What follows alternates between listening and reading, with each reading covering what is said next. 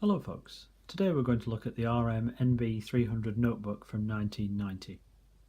This is a 386 base machine, and interestingly it was never actually designed by Research Machines. It was designed by Siemens Nixdorf.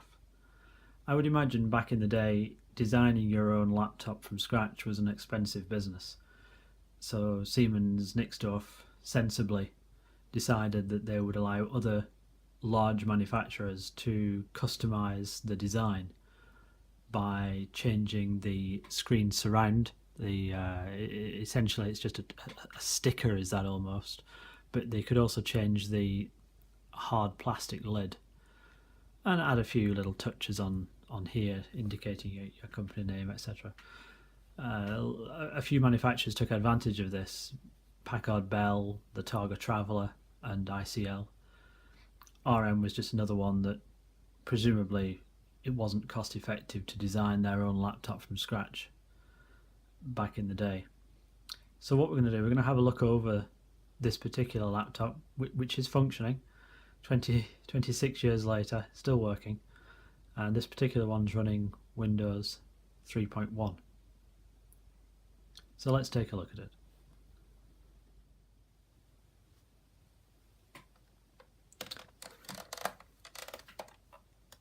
Okay, this is a heavy device. That's the first thing I would notice about it. There's some weight to it. But here we have the RM NB300 logo on the front of it here.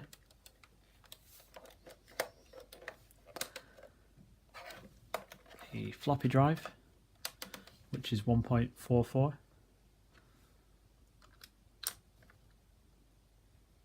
Push to open flaps at the side here for the keypad and mouse. Of course, back then this particular model didn't have an onboard mouse pad, so you'd have to carry one around with you if you wanted to use Windows. A hard on-off button. Turn that off, the power just goes straight away. No soft shutdown like you get nowadays, of course. The adapter connection here for the power. We've got an external floppy disk drive, parallel and serial. Strange kind of flaps over these. They're okay, they do the job.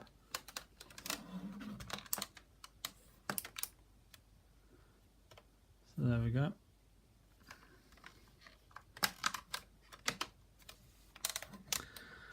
And then an external bus. I'm not sure, but I think this might be an early form of docking station connection, perhaps. I'm not entirely sure.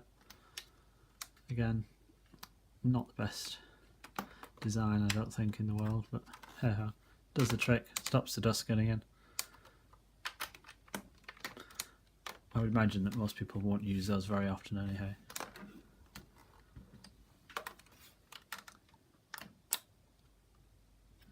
So here we have an external connection for the monitor, 15-pin VGA. Now this particular one has had a modification that I've carried out. On board there is a Dallas RTC chip. Now unfortunately the battery is encased in the design, and once that battery goes flat the BIOS has no ability to keep the information regarding the hard drive sizes, etc., time and date.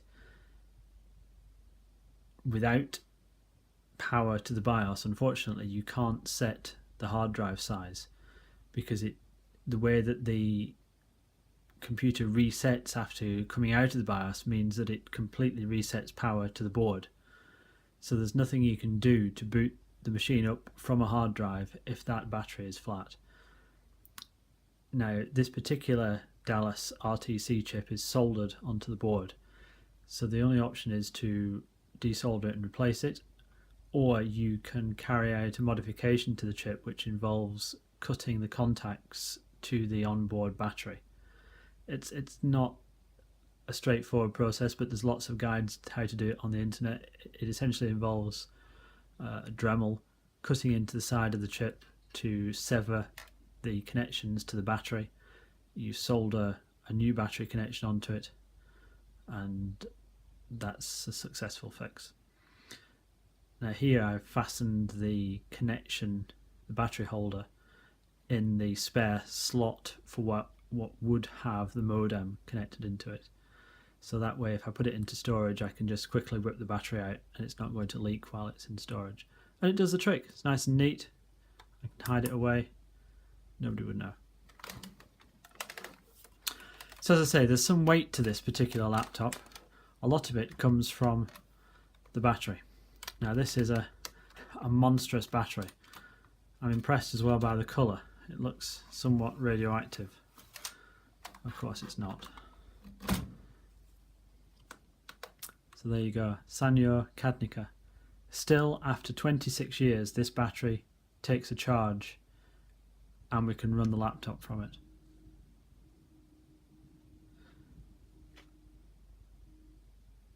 .8 volts.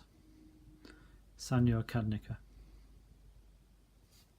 Some weight there.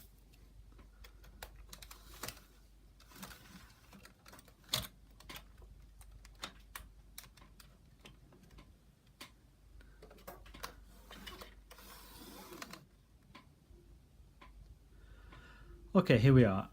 As I say, no onboard mouse for this era of notebook. So we're running with the RM mouse by Logitech with the old-fashioned mouse ball. Standard PS2 connection there. And we're not running on mains adapter, so we're running on that large battery that's amazingly still running after all these years.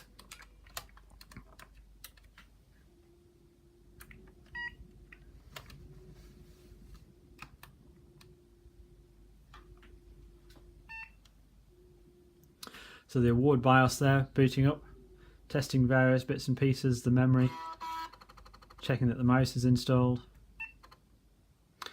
Starting DOS, this is 6.22. And interestingly, to get into the award BIOS, it's a key combination, and unlike modern day machines where you get a certain window at boot up to press a key combination to get into the BIOS, when you're in DOS, you can press this key combination at any time. Control-Alt, Escape, and you get into the BIOS screen. Usual kind of fare, you've got the option for setting the date and time. As you can see, I've set this to 2017. It's quite happy. Doesn't have the Millennium Bug. We can all sleep well. The time settings, internal diskette, 1.4 megabytes. The hard drive size, interestingly, you can only set a size. You can't set the type or the CHS value. Presumably built into this particular BIOS there is a list of certain hard drive sizes and what their CHS values are, which means that replacing a hard drive in here, keeping this going, is difficult in that you have to match these somewhat unknown values. Set how you want it to boot, internal disk or floppy drive, etc. Various other options. Memory sizes, it doesn't automatically detect the memory, you've got to tell it how much it's got. This one looks like it's been upgraded at some point in the past because it's got 4 megabytes of memory rather as the 2 megabytes that it states underneath. You can set the EMS size and the external memory size depending on whether you're working in Windows or DOS for your majority of programs. It does have some kind of rudimentary power management settings. I'm not entirely sure how they function or how good they are at saving power, but they are there as an option. Monitor types, display types. This is for the external VGA port here on the side, the 15 pin. Power saving for the monitor, turn off the LCD after 2 minutes, say. Various other settings. We'll just come out of there.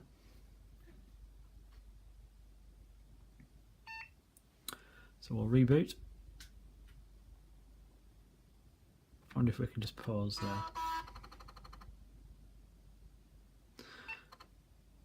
Doesn't let us pause, unfortunately. Okay, so back into DOS. we've got the mouse, so we're ready to go. Win.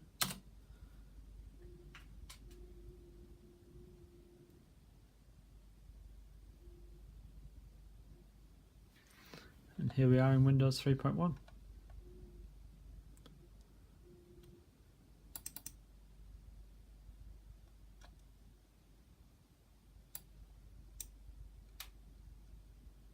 Seems happy with 2017 as well.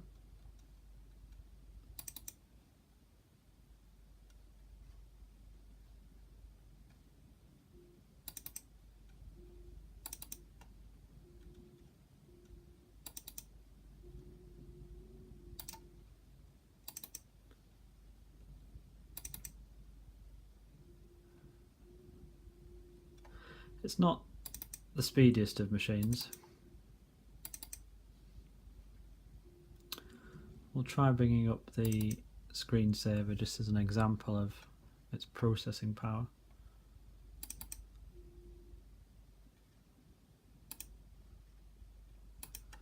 And of course, it's a mono screen, no coloured flying windows.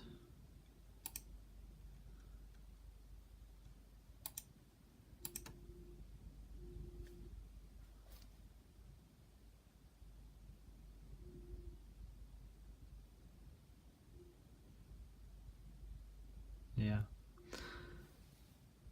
Not the speediest of machines.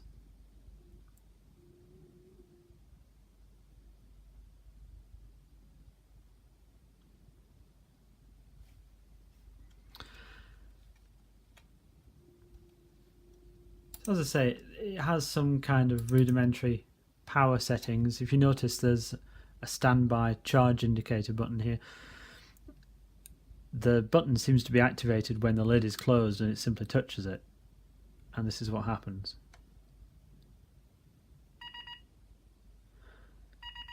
Now I think all that's happening is it's turning the screen off, perhaps the hard drive, and emitting this rather annoying beep forevermore. I don't think it's suspending anything. I think it's simply turning off the screen power as some kind of rudimentary power setting. Hence it can come straight back on. But there you go. That's the RM NB300. Still functioning 26 years later. Battery still takes charge. What more can you want? Let's shut it down, shall we?